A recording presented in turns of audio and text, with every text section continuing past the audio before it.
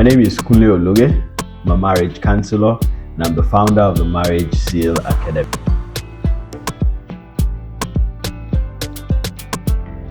I started counseling couples almost immediately after I got married. In fact, I started counseling couples even before I got married.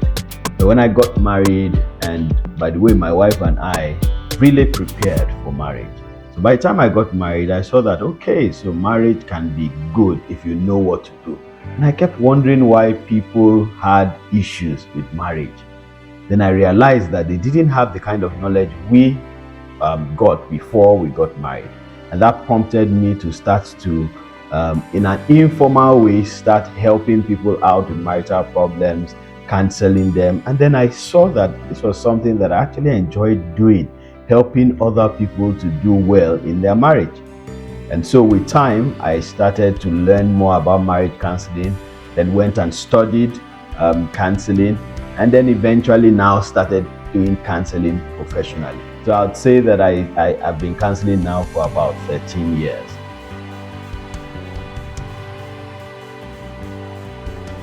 Yes, sure.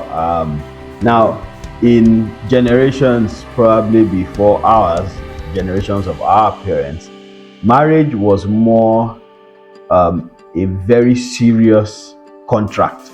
And so, yes, there were challenges in those marriages, but they stayed. So that generation had more staying power than the generation that we have now. The generation we have now are not ready to work things out, are not ready to stay, and they just want to run away. So that's a huge difference between that generation and the generation, my generation, and then the generation after me, which is, oh, that's another ball game. They are just ready to run at every point. Now, this is not to say that first generation, the generation of our fathers and mothers, it's not to say that their marriage was good. No, they had a lot of issues in their marriage. However, they were at least able to stay. What they didn't now do was that they didn't work on the marriage, so they stayed in frustration, a lot of them. And you'll be surprised that even now I have people in their 70s coming for counseling for the very first time.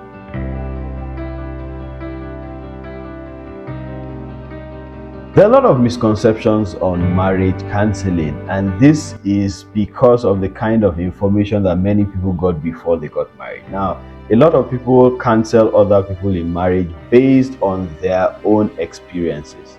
And you see, your experience may actually not just be the right experience. So if you have a negative experience and you use that negative experience to advise somebody else, then you most likely will get it wrong. So the advice that a lot of people got was that don't have a third party intervene in your marriage. And yes, it is true, your marriage shouldn't have a third party, intervening in it. But that third party they are talking about are the ones that will be biased.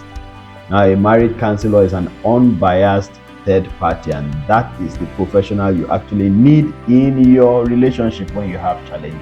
But a professional will help you based on how things should be and not just how he feels things should be. So that misconception of not washing, in quote, your dirty linen in public is what has made a lot of people run away from counseling. And I have counseled hundreds of couples from all over the world. And when some of them get to me, they eventually realize that counseling is not as bad as they thought it was. In fact, they realize that they should have come for counseling many years before then. And then they begin to enjoy it and they begin to see the dividends of being able to talk to a professional about your marital issues.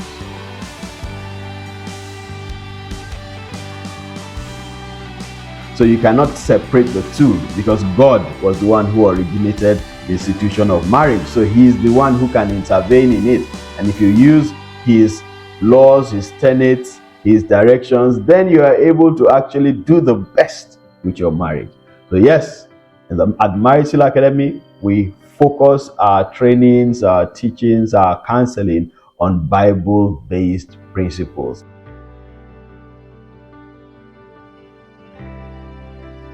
The most rewarding part of my work as a marriage counselor is when I get people give me testimonials. That is, you can't imagine how you have a couple who come to you and they are hardly speaking to each other, and it's visible they're not speaking to each other, and then after counseling, maybe some weeks down the line, they reach out to you and say, you know what, we didn't know that we could have it this good. For me, that makes me sleep well at night, and that's my motivation for always, and continually trying to help couples. So yes, that's the best part of the job that I do. That's an interesting question, because I just finished a webinar that talked about time management. Balance is a myth. It doesn't exist.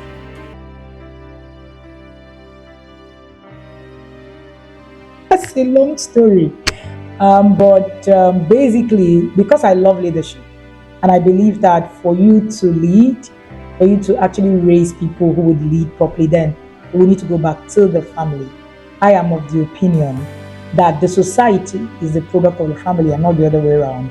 And if we're going to change anything in anywhere, then we must go back to the family. So that's basically my story.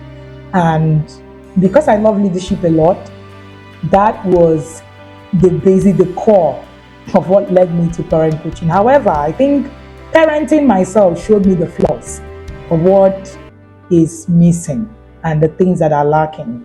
So that helped me to see that this was a need in the place where we are. Like my father-in-law would say, he says you should actually write a book as written as Born for Such a Time as This. Because for such a time as this is exactly what we need.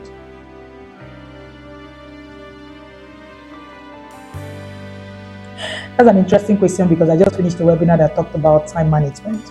Balance is a myth. It doesn't exist. So one of the things that have helped me in life is to practice what I call essentialism. I don't multitask, I don't balance, I don't try to do everything. I just ask myself, what is essential in my life now that needs to be done? So I practice essentialism. At some point in my life, the twins were young and I couldn't stay in church for more than one service. I had to step back and only attend one service. At this time in my life, I can attend 10 services if you want. So I believe that essentialism is what is important for every time. And being a parent, I recognize that parenting is time bound. And if I must have any effect, then we must do things having that at the back of our mind.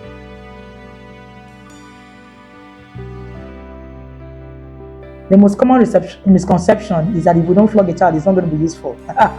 I know that, and I hear that a lot. People actually say, oh, we need to beat the child for the child to become, responsible. I wasn't hit. My parents didn't believe in hitting a child. And will you call me responsible? No, how? And of course, I have 4 other siblings, all right? And if there is anything responsibility, then you can ascribe that to us. I recognized that a very long time ago, and that's why when we started to raise the twins, one of the things we did was to raise responsibility skills. And that's what I call it, the responsibility quotient. If you are able to actually do that, then you raise a child that will be responsible. The idea is to raise a child who will fulfill destiny, not just a child who will survive. Unfortunately, the misconception is that, if you don't flog the child, if you don't become aggressive. Actually, discipline is the most misunderstood concept in parenting. All over the world, it's not just Africa, all right? And that's because we describe or we explain or we define discipline as punishment. It's Miles Monroe that will say that when the purpose of a thing is not known, abuse is inevitable. So discipline is the most abused subject in parenting and most misunderstood. And I give one vivid example that is very exciting. We usually say that our parents are very disciplined, right? Yeah, because they were very aggressive, yeah? Some of us had fathers who were humanizers, who actually, we saw them with women. Some of us had mothers who were gossips. But we still ascribed them to be responsible and disciplined. So we say, my father is very disciplined. No, we actually missed it up. He's just aggressive. He's not disciplined. So that's why we have a generation of men who cheat recklessly, and we say we were raised to be disciplined. No, we were not. We're just raised to be more aggressive than we should have been. And of course, that's also why we struggle with a lot of things. A very vivid example is that you can't finish that book that is 100-page on your shelf. You haven't read it. How disciplined are you?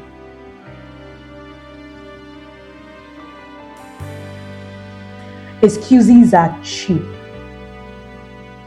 Those that make them are not wise.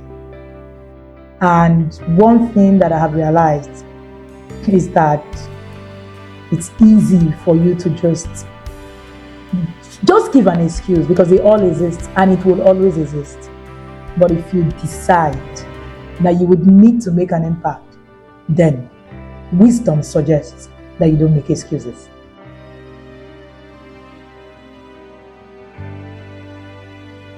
Seeing parents transform, seeing families turn into something really beautiful, seeing the parents who believed that they needed to, just keep, doing things and doing things the wrong way.